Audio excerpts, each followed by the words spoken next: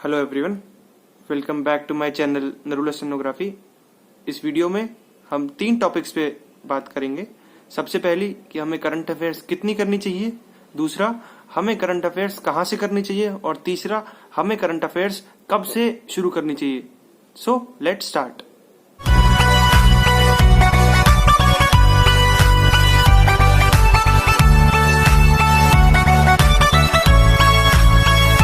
तो शुरू करने से पहले हर बार की तरह कुछ कमेंट्स। सबसे पहले एक वाई चौहान नाम के एक स्टूडेंट हैं, उन्होंने कमेंट किया है कि सर क्लोज टेस्ट में मार्क्स कैसे बढ़ाएं और कैसे करें उस टॉपिक को। तो क्लोज टेस्ट के लिए मैंने आपको अपनी पिछली वीडियो में बताया था कि आपको न्यूज़पेपर रीडिंग तो करनी है, क्योंकि क्लोज टेस्ट 15 मार्क्स की वेटेज रखते हैं आपके एसएससी स्टेनोग्राफर में।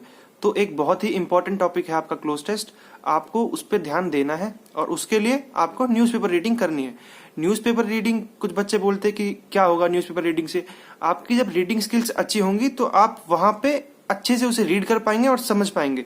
तो आपको अच्छे से रीड करना है न्यूज़पेपर डेली ½ एन आवर, और इससे आपका कॉम्प्रिहेंशन का पार्ट भी कवर हो जाएगा। तो आप रीडिंग तो जरूर करिए। इसके अलावा दूसरी बात आती है हमारी, एक प्रीपोजिशन नाम से एक चैप्टर है इंग्लिश में, इंग्लिश ग्रामर के अंदर। आपको क्लोज टेस्ट के लिए उस पर भी थोड़ा ध्यान देना है। 2 से 3 मार्क्स का उसके अंदर आ जाएगा प्रीपोजिशन से रिलेटेड क्वेश्चंस। तो आपको प्रीपोजिशंस प्लस न्यूज़पेपर दोनों चीज अच्छे से करनी है। अब दूसरा कमेंट की बात आती है, बहुत ज्यादा आ रहे हैं कि सर एसएससी का नोटिफिकेशन 2020 का कब आएगा। तो ये बात तो मुझे भी नहीं पता कि कब आएगा, बस पॉसिबिलिटीज हैं कि आ सकता है सितंबर में और आएगा। आप टेंशन मत लीजिए। और उसके अंदर बच्चे ये भी पूछ रहे हैं कि सर मैच आएगा कि नहीं आएगा। तो उसके अंदर मैच नहीं आएगा। 2020 और 2019 का जो हमारा एग्जाम है उसके अंदर मैच नहीं आएगा, तो आप टेंशन मत लीजिए।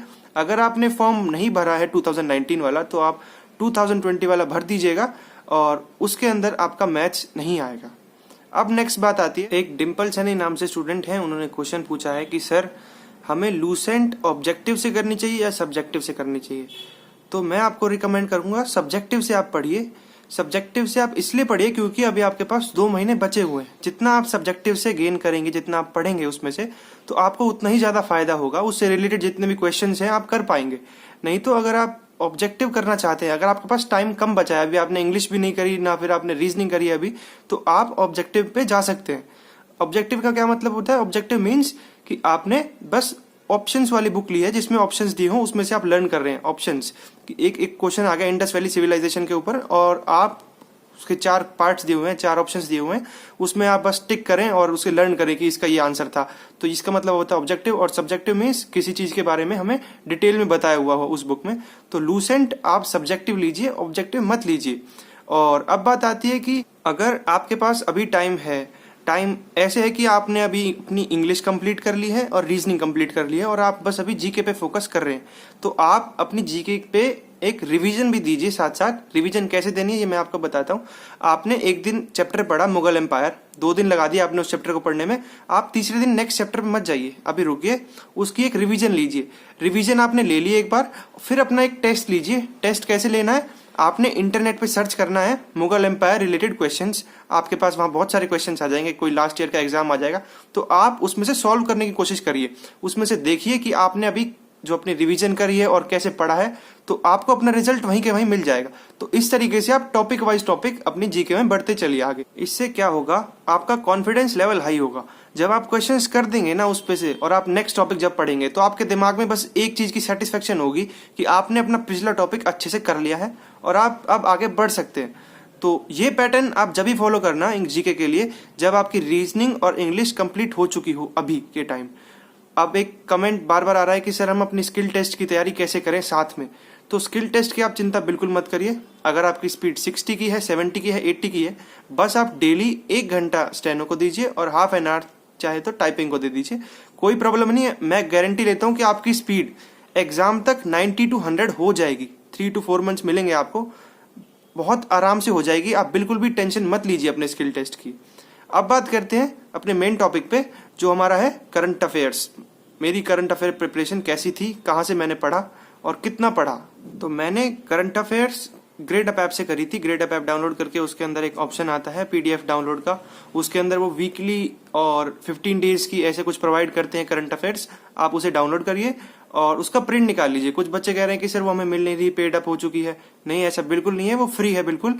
आप जाइए और डाउनलोड करिए, थोड़ा सा ढूंढिए, वहां पे आपको मिल जाएगी। या फिर एक अड्डा का भी ऐप आता है, आप उससे भी डाउनलोड कर सकते हैं PDF।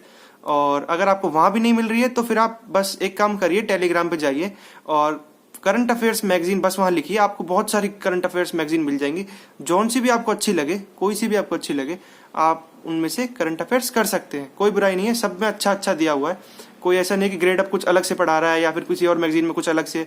सब में एक ही चीज दी हुई है, बस थोड़ा बहुत ऊपर नीचे होगा। और मैं आपको रिकमेंड करूंगा कि आप ग्रेड अप लीजिए, वो अच्छा है। उसके बाद अब बात करते हैं हमारी कि हमें पढ़ना कैसे है अपनी करंट अफेयर्स। तो करंट अफेयर्स आपको मंथ वाइज करनी है। मंथ वाइज मीन्स एक मंथ उठा ली, जैसे कि आपने जनवरी उठा ली पहले, और जनवरी के करंट अफेयर्स को आपने टाइम दे दिया कि मैं इतने टाइम में 4 या 5 डेज में अपनी करंट अफेयर्स कर लूंगा। अगर आप 4 या 5 डेज में अपनी करंट अफेयर्स कंप्लीट कर लेते हैं, जैसे कि 4 दिनों में आपने अपनी करंट अफेयर्स कंप्लीट करी और 5वें दिन फिर आपको उसका क्या करना है, रिवीजन लेना है, अपने खुद से ही उसको रिवीजन लेना है अच्छे से। फिर उसके बाद आपने next current affairs, next month की करंट अफेयर्स पे जब आना है, अगर आपने अपने पिछले मंथ की करंट अफेयर्स कर ली है तो। नहीं तो आप अभी आगे मत बढ़िएगा, क्योंकि एक भी चीज आपने मिस करी तो फिर आपको ही प्रॉब्लम होगी। तो आप अच्छे से करिएगा, जितनी करें उतनी अच्छे से करिएगा। अगर आप जनवरी की कर रहे हैं तो जनवरी की अच्छे से करिए, फेब की कर रहे हैं तो फेब की अच्छे से करिए। और इस बार थोड़ी सी कम है करंट अफेयर्स, है पर थोड़ी सी तो कम है और सालों से। तो आपको क्या करना है, 2020 की स्टार्टिंग करिए आप जनवरी से और फिर मंथ वाइज करते चलिए। कुछ बच्चे पूछते हैं कि सर हमें 20 की करनी है, 2019 की करनी है, तो आपको 2019 की भी करनी है। 2019 में आपने जो मेन इवेंट्स हुए, जैसे कि कोई गेम्स हुए, इस साल तो कोई गेम अभी हुए नहीं हमारे, जो क्रिकेट मैचेस हो गए और फुटबॉल मैचेस हो गए, थोड़े बहुत जो भी होते हैं, तो आपको 2019 के मेन इवेंट्स करने हैं और 2020 के सारे इवेंट्स करने हैं। जितनी भी गवर्नमेंट की स्कीम्स पिछले साल आई थी वो आपको करनी है, इस साल जो आई है वो भी आपको करनी है। हमें क्या पढ़ना है, क्योंकि उसके अंदर बहुत वास्ट है। अगर आप ग्रेड अप की भी अगर PDF डाउनलोड करते हैं, किसी की भी PDF में से पढ़ते हैं, किसी भी मैगजीन में से पढ़ते हैं, तो उसके अंदर बहुत सारा सिलेबस दिया हुआ है, आप कब तक पढ़ेंगे उसे। तो आपको बेसिक फैक्ट्स पे ज्यादा ध्यान देना है। अगर आपको कुछ इंपॉर्टेंट लग रहा है तो उसे मार्क कर लीजिए, वो रिविजन के टाइम पे आपके ही काम आएगा। तो आप बेसिक फैक्ट्स पे ध्यान दीजिए। बेसिक फैक्ट का एक एग्जांपल देता हूँ।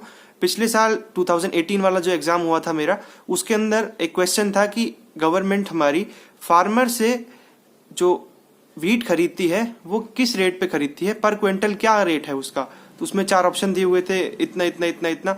तो आपको बेसिक फैक्ट्स लर्न करने हैं, क्योंकि उसके अंदर फिगर्स जो थी 2523, 2524, 2526, तो आपको ध्यान रखना है। क्योंकि जब आप पढ़ते हैं तो आप बस 2500 के आसपास पढ़ लेंगे, लेकिन उसके अंदर सारे ही 2500 के आसपास थे। 2500, 25, 2500, 26 ये रेट उन्होंने दिए हुए थे मेरे को, तो ध्यान ही नहीं आता कि क्या पढ़ा था हमने। तो आप जो फैक्ट्स हैं उन पे ज्यादा अच्छे से ध्यान दीजिए। कोई फिगर दी हुई है, कौन से ईयर में ये पहले आया था या कौन से ईयर में अब आने वाला है, तो आपको अच्छे से लर्न करना है। और इसके एक एग्जाम्पल देता हूँ, मैरी कॉम ने पिछले साल कौन सा अवार्ड जीता था, कौन सा ट्रॉफी जीती थी, तो इन सब चीजों को आपको लर्न करना है। दूसरा, इसरो ने अभी क्या भेजा है, अब आगे क्या भेजने वाला है, कौन से ईयर में हमारा कौन सा यान अब जाने वाला है ऊपर, और चाइना अब इस वक्त क्या भेजने वाला है, अमेरिका क्या भेजने वाला है, कौन से ईयर में कौन सी समिट होने वाली है, या फिर इंडिया ने इस समिट में कब पहले पार्टिसिपेट किया। तो आपको इन सब चीजों पे ध्यान देना है। उसके अंदर बहुत सारी चीजें, तो आपको बस बेसिक फैक्ट्स और थ्योरी को उसमें अलग कर देना। मतलब ज्यादा थ्योरी पार्ट पे हमने ध्यान नहीं देना, बस बेसिक फैक्ट्स पे ध्यान देना है। तो अब हम अपनी तीसरी पॉइंट पे आते हैं कि हमें अपनी करंट अफेयर्स कब से शुरू करनी है। तो हमें अपनी करंट अफेयर्स 15 सितंबर से शुरू करनी है। 16 से कर लीजिए या 15 से कर लीजिए, लेकिन आप पहले अपने 2 सब्जेक्ट्स कंप्लीट कर लीजिए जो बहुत स्कोरिंग है। इंग्लिश स्कोरिंग है, उसमें बच्चों के 100 आउट ऑफ 100 भी मार्क्स आते हैं। तो आप भी कोशिश करिए कि 90 प्लस स्कोर कर सकें। अगर आप अभी मॉक्स में ला रहे हैं 90 प्लस स्कोर, तो आप कोशिश करिए कि 95 प्लस मार्क्स आ सके, क्योंकि आप ला सकते हैं। अगर आपके 80 भी आ रहे हैं तो आप 90 प्लस लाने की कोशिश करिए, क्योंकि आप उसमें स्कोर कर सकते हैं। जीके आप पढ़ लीजिए। अगर आपने जीके की लूसेंट पूरी लर्न कर ली तो तब भी आप सोचिए कि अब तक टॉपर के ही 35 तक मार्क्स आए हैं। 35 प्लस थोड़े से जाते हैं बस, तो इतने ही मार्क्स आते हैं उनके, किसी के 40 अबव जाते नहीं। तो आप इंग्लिश में स्कोर कर सकते हैं। मैं आपको मना नहीं कर रहा, अगर आपका फ्लो बना हुआ है, आपने इंग्लिश कर ली है और आप अब सोच रहे हैं कि करंट अफेयर्स कर लें, तो आप कर सकते हैं। बस आप एक बार सोचिए, आप बस 10 से 15 दिन और दे दीजिए अपने मॉक्स में, ध्यान दीजिए कहाँ आपके मार्क्स कट रहे हैं।